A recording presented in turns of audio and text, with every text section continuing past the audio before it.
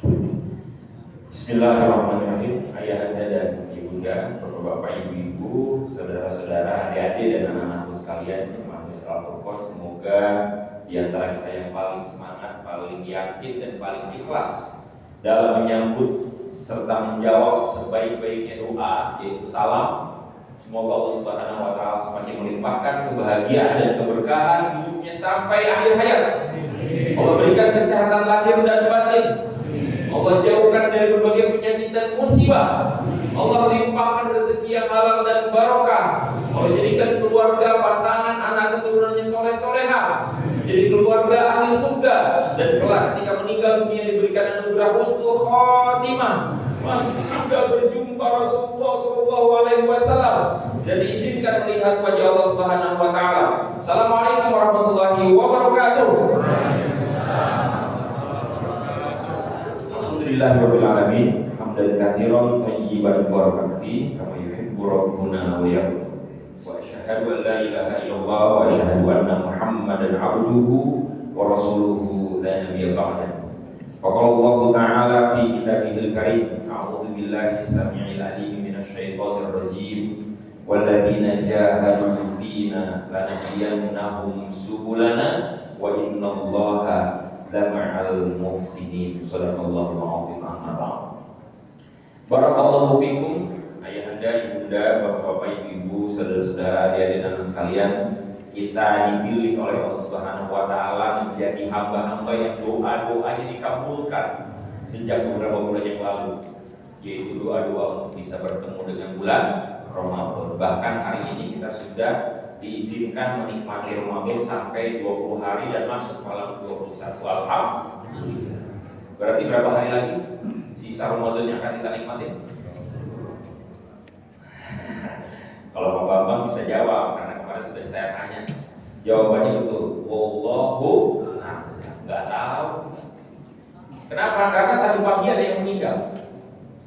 Kemarin, 3 hari yang lalu, 7 hari yang lalu, selalu ada yang meninggal. Dan apa yang ada dalam pikiran mereka sama dengan cara pandang kita pada umumnya. Memandang waktu Ramadan itu sama seperti waktu yang lain. Padahal Ramadan itu begitu berharga. 1 detik Ramadan itu begitu diidam-idamkan oleh para penghuni kubur. Kita dikasih berapa puluh ribu detik untuk bisa menikmati Ramadan. Dan karenanya mari sama-sama kita bersyukur kepada Allah SWT. Salah satu bersyukurnya adalah kita mengambil pelajaran untuk bisa meraih ketakwaan. Kenapa? Karena ternyata dalam Al-Quran perintah ibadah Ramadan berpuasa khususnya, ketika Allah mengatakan la'allakum tattaqun, kata-kata la'ala itu dalam bahasa Arab mengandung makna, mengandung arti proses. Ada upaya, ada perjuangan, ada kerja keras. Jadi nggak semua orang yang memasuki ibadah Ramadan, menjalankan ibadah Ramadan otomatis jadi bertakwa, enggak. Harus ada prosesnya. Dan di antara proses itu adalah apa? Ketika kita mengambil pelajaran. Nah, tema kita tentang tantangan yang akan dihadapi oleh kita, umat manusia, kaum muslimin, termasuk generasi muda di akhir zaman ini, adalah tantangan yang sama juga seperti yang dihadapi oleh umat Islam, umat manusia di zaman-zaman sebelumnya, yaitu tantangan peradaban. Tantangan peradaban yang dimaksud di sini adalah tantangan peradaban jahiliyah. Tempo hari mungkin kita ada yang sempat mendengar cerita atau berita tentang seorang mahasiswa di kampus UIN di Riau yang dia melakukan tindakan kekerasan gara-gara cintanya ditolak. Itu sempat viral kita.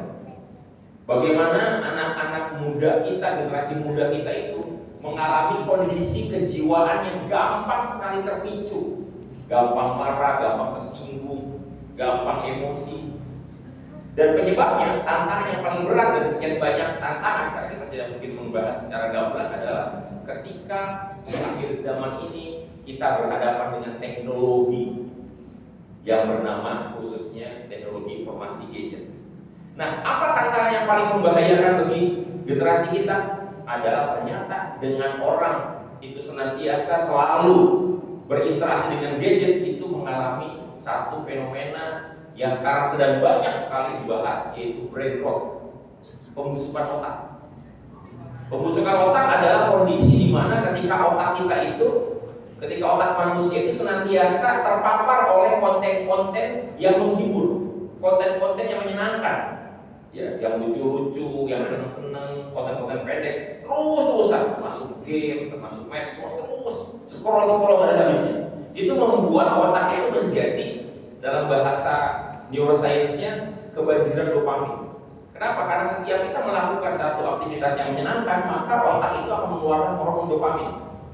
Nah, masalahnya adalah prefrontal cortex otak kita yang di depan ini, ketika kebanjiran dopamin, dia tidak lagi bisa membedakan. Ini adalah yang disebut dengan otak untuk bisa meregulasi diri. Ketika otak depan ini sudah kebanjiran dopamin, maka dia tidak bisa lagi untuk membedakan mana yang menguntungkan, mana yang merugikan, mana yang baik, mana yang benar. Nah, padahal orang-orang yang beriman itu disebutkan oleh Allah Subhanahu wa taala, khususnya dalam konteks Ramadan, ya jangan lahu furqana. Orang-orang yang bertakwa itu adalah wa may yattaqillaha yaj'al lahu furqana. Kebetulan nama kita Masjid Al-Furqan ya. Furqan itu adalah kemampuan untuk bisa memilih mana yang merugikan, mana yang menguntungkan. Nah, yang terjadi generasi muda kita sekarang, ketika mereka sudah tidak lagi bisa meregulasi, ya, dirinya karena terpapar, sudah ada adiksinya sudah begitu tinggi, maka itu membuat mereka menjadi terjerumus. Tidak sedikit kasus-kasus sekarang, bahkan di Bekasi terjadi kemarin, ada anak yang masih muda menghabiskan nyawanya sendiri. Belum lagi yang kasus-kasus kemarin di Bekasi juga terjadi menganiaya orang tuanya, mengambil hak orang lain. Terus terang demi Allah, kita sedang berada di akhir zaman yang penuh dengan fitnah, dan disinilah kemudian akhirnya kita melihat betapa Allah Subhanahu wa taala begitu sayang kepada kita. Diberikannya lah kita bulan Ramadan. Anugerah bulan Ramadan ini adalah anugerah untuk membuat kita kembali untuk menyadari diri sendiri sebagai makhluk-makhluk yang diberikan oleh Allah kekuatan akal. Nah, ibadah Ramadan ini akan mengarahkan kita menjadi orang-orang yang kembali menghidupkan akalnya secara lebih rasional, lebih logis. Nggak gampang terbawa oleh keadaan, nggak gampang terpicu oleh kondisi. Nah, itu yang disebut dengan furqan. Nah, makanya kita bersyukur pada Allah Subhanahu wa taala dengan adanya Ramadan ini, ketakwaan kita ditingkatkan. Yang dengan ketakwaan itu insya Allah kita jadi lebih kuat untuk bisa membedakan mana yang benar, mana yang salah, mana yang baik, mana yang buruk. Nah, bagaimana caranya? Ternyata Allah Subhanahu wa taala memberikan momentum bulan Ramadan itu untuk membentuk salah satu nilai ketakwaan yang paling tinggi, yang paling inti, yaitu kesabaran. Kesabaran inilah yang akan menjadi penyelamat buat kita, generasi kita, termasuk generasi muda kita, untuk tidak lagi terjerumus. Kenapa? Karena kesabaran itu mengandung 3 dimensi. Yang pertama adalah dimensi sabar dalam melaksanakan ketaatan, ya. Dan dalam bab ini insya Allah kita semua adalah orang-orang yang sabar. Kenapa? Karena mau mendorong diri kita, mau memotivasi diri kita tetap melakukan ketaatan. Yang kedua, sabar dalam menjauhi kemaksiatan dan dosa, dalam meninggalkan keburukan, dalam menjauhi kemungkaran. Kesabaran inilah yang sangat vital dan dibutuhkan oleh kita sekarang. Kenapa? Kalau kita tidak pandai-pandai memilah dan memilih mana yang baik dan mana yang buruk, mana yang benar, mana yang salah, sudah terlalu banyak kasusnya orang-orang terjerumus. Orang-orang yang kena pinjol misalnya, pinjaman online, ada yang kena judi online, nggak sedikit Pak. Itu kan karena nggak bisa lagi, otaknya udah nggak bisa lagi rasional, udah nggak bisa lagi logis, pokoknya penting dapat, yang penting seneng. Itu bahaya luar biasa ketika kehilangan akal. Dan ini memang sejalan dengan nubuat Rasulullah SAW bahwa akhir zaman itu salah satu cirinya adalah ketika ilmu itu diangkat. Nauzubillah min dzalik. Nah, maka beruntunglah kita menjadi orang-orang yang senantiasa diberikan hidayah oleh Allah SWT untuk bisa bukan hanya menjalani ibadah Ramadan puasanya, tapi menjalani ini tarawihnya, ada perenungannya, proses untuk menggapai ketakwaan dengan kita merenungkan pelajaran-pelajaran dari takwa itu. Nah, dimensi yang ketiga dari kesabaran itulah yang disebut dengan sabar dalam menghadapi ujian atau musibah. Nah, Bapak dan Ibu sekalian yang dimuliakan Allah Subhanahu wa taala, Allah Subhanahu wa taala menekankan bahwa orang-orang yang sabar itulah yang disebut sebagai orang-orang bertakwa. Di dalam Al-Qur'an Allah mengatakan di surah Al-Baqarah ayat 177, panjang. Awalnya adalah laisal birra an tuwallu wujuhakum qibalal masyriqi wal maghribi walakinnal birra man amana billah, dan seterusnya. Di ujung ayat ini Allah mengatakan ulaika alladziina shadaqu, mereka itulah orang-orang yang benar imannya, wa ulaika humul muttaqun, dan mereka itu adalah orang-orang yang bertakwa. Siapa di antaranya? Sebelum akhir ayat ini ya, Allah menyebutkan was-sabirina fil ba'sa'i wad-dharra'i wa hinal ba's.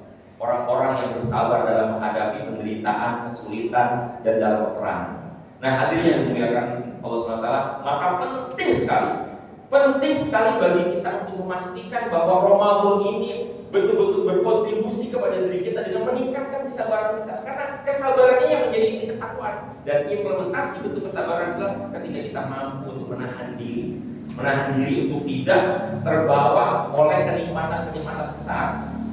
Ya, dalam banyak ilmu pengembangan diri, gratifikasi instan, jadi disebut dengan istilah gratifikasi instan. Ada kesenangan-kesenangan instan yang selalu diberikan oleh gadget, oleh medsos, oleh game, oleh konten-konten. Ya, itu kalau terus-menerus kita biarkan terjadi, itu akan berdampak sangat buruk. Nanti kita bisa gali lebih dalam lagi. Fenomenanya disebut dengan fenomena brain rot. Brain rot itu otak sudah membusuk dan tidak lagi bisa berfungsi dengan normal. Dan kalau itu terjadi, naudzubillah, bisa kita bayangkan hancur semua kehidupan kalau seandainya sudah tidak bisa meregulasi diri, sudah tidak bisa membedakan mana yang benar, mana yang baik, mana yang buruk, mana yang salah. Nah, bersyukurlah sekali lagi hari ini kita diberikan oleh Allah hidayah, ya, kasih sayang, bisa bertemu dengan Ramadan dan mengisinya dengan sebaik-baiknya. Terakhir, Bapak sekalian Allah muliakan, sebelum kita betul-betul mempraktikkan kesabaran ini, pahamilah bahwa Allah Subhanahu wa Ta'ala menampakkan kesabaran dalam konteks yang ternyata boleh jadi berbeda dengan cara pandang kita selama ini. Sabar di dalam Al-Quran itu ternyata lebih powerful dari yang kita bayangkan. Selama ini kalau kita mau minta sabar, ditanya apa arti sabar, orang pada umumnya menjawab, sabar itu artinya terimu, pasrah, bahkan ada yang menyamakan ikhlas. Pokoknya segala sesuatu yang sifatnya pasif, ya defensif, ya itu adalah sabar. Padahal kalau kita lihat di dalam Al-Quran luar biasa. Contohnya di dalam surat Al-Anfal ayat 65 Allah mengatakan, ya ayyuhan nabi, wahai nabi, harridil mu'minina 'alal qital. Kobarkanlah semangat orang-orang beriman untuk berperang. Dan ternyata di situ Allah mengatakan, iyyakum minkum 'ishruna sabirun. Kalau ada 20 orang yang sabar di antara kalian, maka bisa mengalahkan 200 orang musuh. Kalau 20 bisa mengalahkan 200 berarti 1 banding berapa? 1 banding 10. Artinya orang yang sabar itu mempunyai kekuatan 10 kali lipat. Di situ tidak digunakan seandainya ada 20 orang yang jago berperang, enggak, tapi yang bersabar. Kenapa? Karena kesabaran itu mencerminkan semua kekuatan, power ada dalam sabar. Karenanya para ulama mengatakan kesabaran itu selalu bisa dikaitkan dengan jihad. Di mana ada sabar, di situ ada jihad. Artinya apa? Sabar itu adalah sesuatu yang seharusnya progresif, ofensif, selalu berusaha bekerja keras, bukan sabar kalau kita hanya bertahan. Nah, dalam konteks tema kita hari ini, maka marilah sama-sama kita terapkan kesabaran. Ya, jangan sampai kita merasa lemah di hadapan sesuatu yang akan menjerumuskan pada akhirnya. Semua godaan-godaan kesenangan dunia, apalagi sekarang lagi fenomenanya lebih marak nih. Kalau dulu ada fenomena drakor, ya, sekarang ada namanya drama Cina, betul kan? Jadi di mana-mana orang lagi menghantamkan Quran, ini malah menghantamkan drakor atau dracin.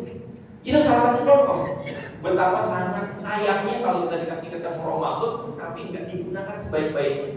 Nah, sadarilah bahwa orang yang sabar adalah orang yang kuat, termasuk kuat menahan segala godaan yang akan bisa menjerumuskan kita di akhir zaman ini.